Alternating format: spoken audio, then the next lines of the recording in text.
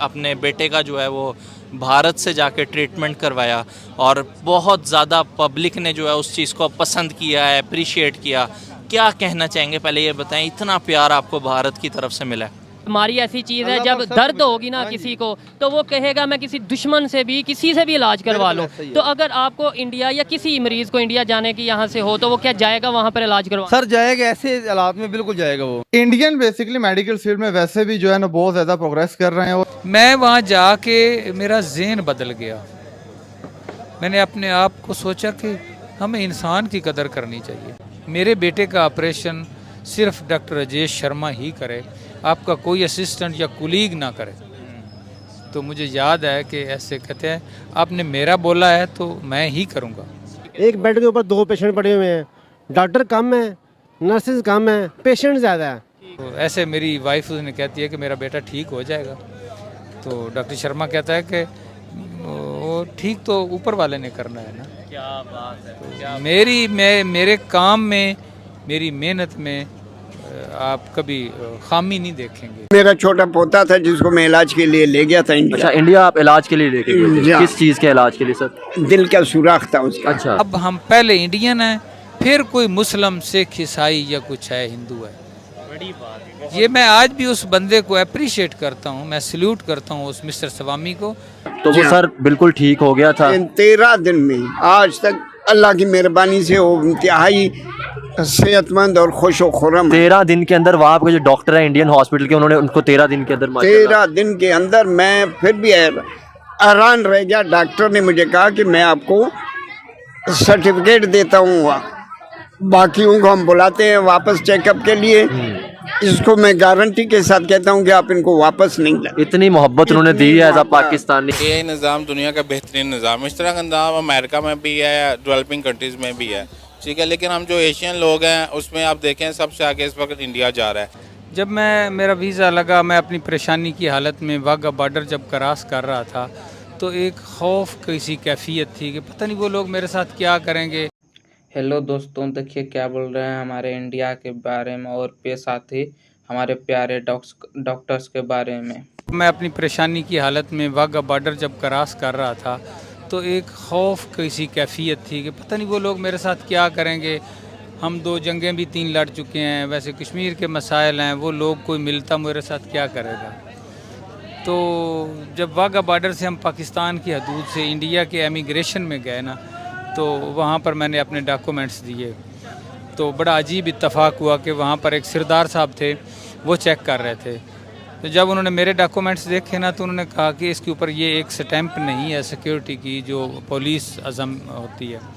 तो मैंने कहा सर मुझे तो पता नहीं था, बीमारी की हालत में मैं तो टिकट लेके बैठ गया हूँ गाड़ी पे। तो अब उसने थोड़ा सा मेरी तरफ देखा तो कहता कित्थों आए हो? तो मैं कहा जी सर लाहौर तो आया। पंजाबी हो? मैं कहा जी सर। उसने ना ऐसे सरदार ने स्टैंप यूं लगाई तो कहता आपां हथ बढ़ दिते जा। मैंने लिख दिया है आप सिर्फ हॉस्पिटल में जाएं, अपने बच्चे का इलाज करवाएं और वापस आएं, आपको कोई रोकेगा नहीं पुलिस वाला। और किसी पुलिस स्टेशन में आपने रिपोर्ट भी नहीं करनी कि मैं आया हूं या जा रहा हूं, बस आपका एंट्री हो गई है। क्योंकि वहाँ रूल है कि जब जाते हैं तो मकामी पुलिस स्टेशन में या एसपी ऑफिस में आपको जाके अपनी एंट्री करवानी पड़ती है। और जिस दिन आप वहाँ से फ़ारग होते हैं तब भी आपको बताना पड़ता है कि मैं एग्ज़िट हो रहा हूँ। तो मुझे वो सरदार साहब ने सिर्फ इसलिए कि मैं पाकिस्तान से आया हूँ और ख़ुसूसन पंजाब से आया हूँ, तो उन्होंने मुझे बड़े मोहब्बत से मिले। मेरा थोड़ा सा हौसला बढ़ा कि नहीं कुछ अच्छा ही होगा। तो इस तरह फिर बस में बैठ गए। करतारपुर एक जगह आती है, वहाँ पर एक फ्लोटिंग होटल है, तो वहाँ पर खाना खाने के लिए उन्होंने रोकी गाड़ी। तो एक मैंने देखा तो एक उठाया तो उसमें चावल थे, दूसरे में दाल थी, तीसरे में सूप था। तो मैंने फ़ौरन सूप डाला तो वो देखा तो सब्ज़ी का था। बड़ा मुश्किल से वो खाना खाया क्योंकि हमारे कल्चर का नहीं था, लेकिन बहुत अच्छा साफ़ सुथरा और हिफ़्ज़ान सेहत के सुन। ऐसे हम करते रात को तकरीबन 9 बजे दिल्ली पहुंच गए। अब दिल्ली स्टेशन पे उतरे हैं तो एक रिक्शे वाले से मैंने रोका, तो मैंने उससे कहा कि मुझे जाना है किसी होटल में और मुझे नहीं पता कि वहाँ मुझे नई दिल्ली रखना या पुरानी दिल्ली, मैंने आगे जाना है बंगलोर, और मुझे नाइट स्टे करना है, और मैं सुबह वहाँ से रात को मैंने टिकटें भी लेनी है, सुबह मैंने वहाँ जाना भी है, मेरी अपॉइंटमेंट है डॉक्टर के साथ। उसके साथ मैं बैठा तो वो मुझे ले के गया नई दिल्ली, मुझे याद आ रहा है शायद होटल का नाम प्रिंस होटल था। वहाँ पर उसने मुझे ना एक प्रिंस होटल के नीचे एक दफ्तर था, वहाँ पर कोई इमिग्रेशन का कोई दफ्तर था, कोई टिकटें वगैरह जो देते थे, जिनको क्या आप कहते हैं ट्रैवलर टाइप लोग थे, उनसे मिलवाया। और मैं आराम से बैठा हूँ, मैं परेशानी भी है, पता नहीं ये मेरे साथ क्या करेंगे, परदेश मुल्क है ना, मैं किसी से कोई अपना बताने की पोजीशन में हूँ, ना खुल के बात कर सकता हूँ। मुझे याद है कि वहाँ पर वो रूमी सिंह था, उसका नाम था बंदे का, तो उसने मुझे चाय मंगवा के पिलाई और मैंने चाय पी। तो थोड़ी देर बाद उसको मैंने बताया कि ये मसला है मेरा। उसने टिकटें भी दी। उस वक़्त कोई ओलंपिक्स हो रही थी बंगलोर में, खेलें हो रही थी, टिकट बड़े महंगे थे, मिल नहीं रहे थे, लेकिन उसने मेरे बच्चे का हाफ़ टिकट लगाया, मेरी वाइफ का और मेरा मुनासिब रेट पे लगाया। चाय वाय पिलाई, होटल में कमरा बनवाया, फिर एक टैक्सी वाले को बुलाया।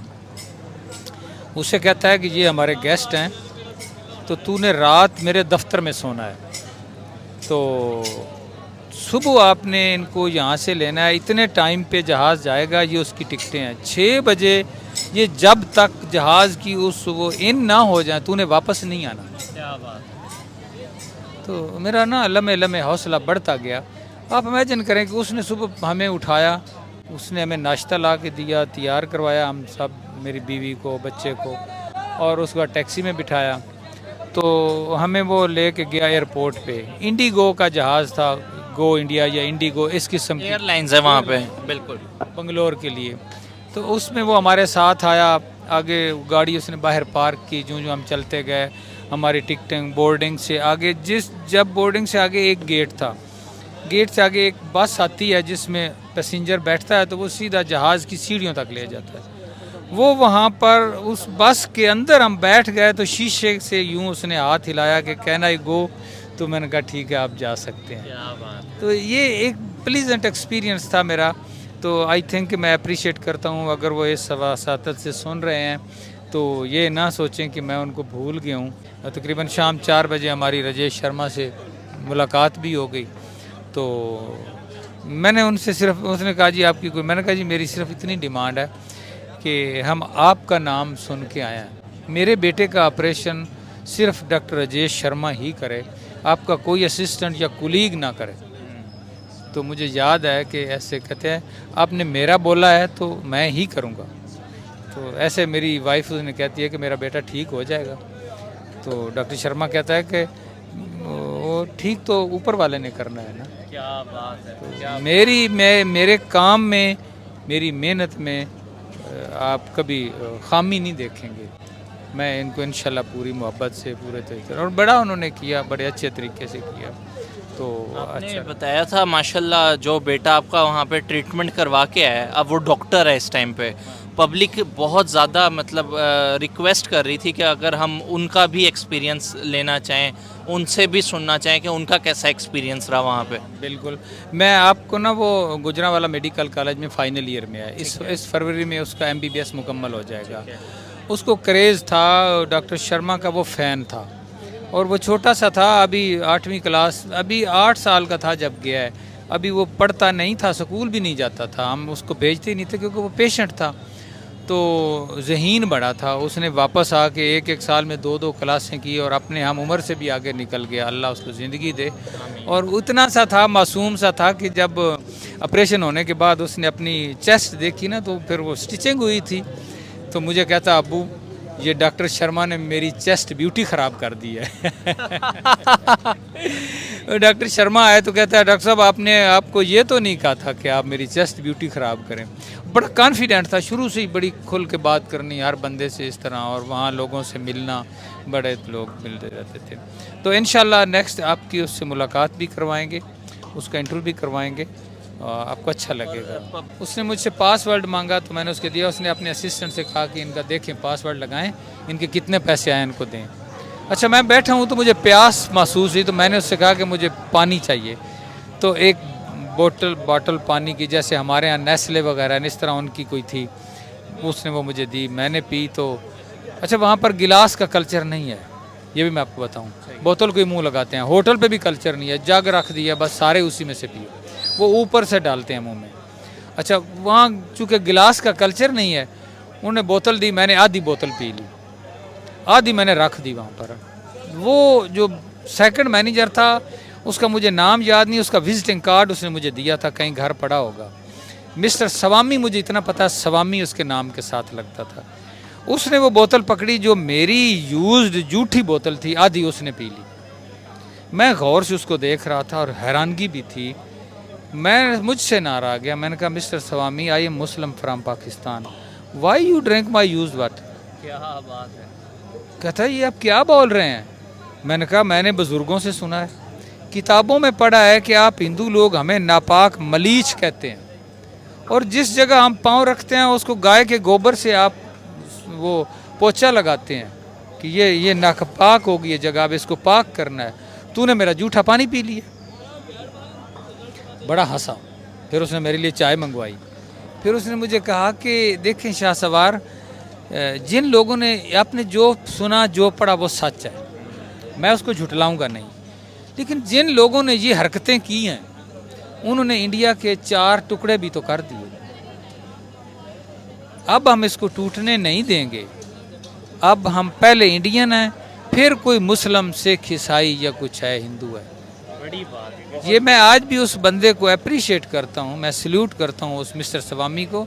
मैं देखूंगा, अगर उसका कार्ड मिल गया मैं आपको कार्ड भी दूंगा। जय हिंद, जय भारत।